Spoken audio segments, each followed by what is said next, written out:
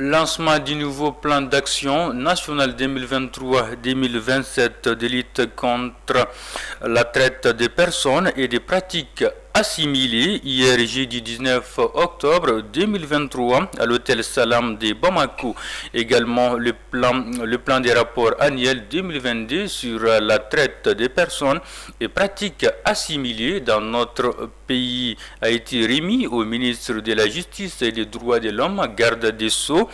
L'élaboration de ces plans d'action est fruit d'un travail collectif mené sous l'égide du Comité national de coordination de lutte contre la traite des personnes. À cet effet, suivant respectivement la réaction de la présidente du Comité national de lutte contre la traite des personnes et de pratiques assimilées et le ministre de la Justice et des Droits de l'Homme, garde des Sceaux, au micro de Draman Moussa Diallo. National 2023-2027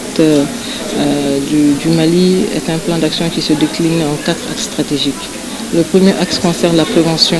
de la traite des personnes, c'est-à-dire le volet sensibilisation, le volet qui nous permet justement de faire comprendre aux populations ce que c'est que la traite des personnes et comment la prévenir. Le deuxième axe concerne la protection des victimes de traite des personnes, comment aider les victimes de la traite des personnes afin de sortir justement de cette infraction et aussi comment les aider à ne plus justement retomber dans la traite des personnes.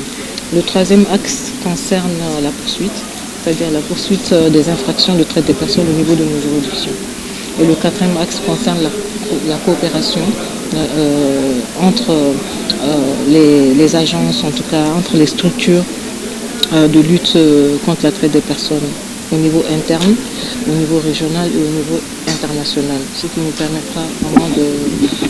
déployer des efforts, de coordonner nos efforts pour mener une lutte plus implacable et plus efficace contre la traite des personnes. Le budget a été estimé à 2 milliards 800 et quelques millions pour les 4 axes et pour les 5 années à venir. S'agissant de ce nouveau plan d'action national,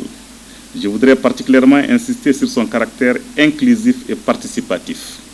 avec les différentes consultations organisées autour du document,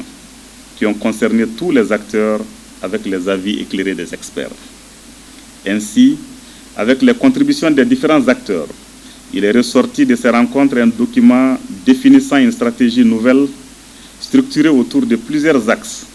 prenant en compte l'ensemble des préoccupations actuelles dans le cadre de la lutte contre les phénomènes. Au regard de la qualité du document, mon département fonde un espoir certain quant à l'impulsion nécessaire pour mobiliser davantage toutes les intelligences afin d'atteindre les objectifs conformément au chronogramme établi des activités. Je puis vous donner l'assurance que mon département sera particulièrement attentif aux actions entrant dans le cadre de la mise en œuvre de ce plan,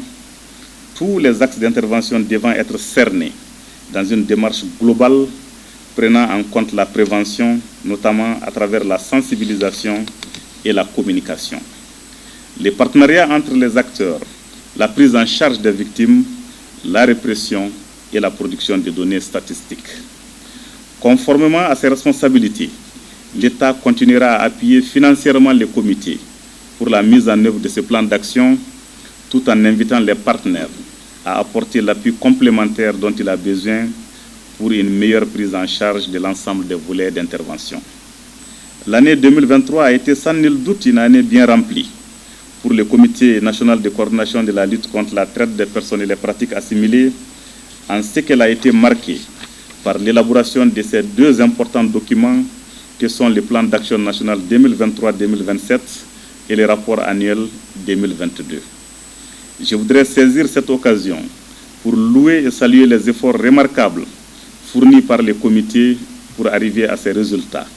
à travers les sous-commissions et les personnes ressources qui ont élaboré ces documents. Tout en vous assurant qu'une exploitation judicieuse sera faite du rapport annuel 2022 sur la traite des personnes, je déclare lancer le nouveau plan d'action national 2023-2027 de lutte contre la traite des personnes et les pratiques assimilées.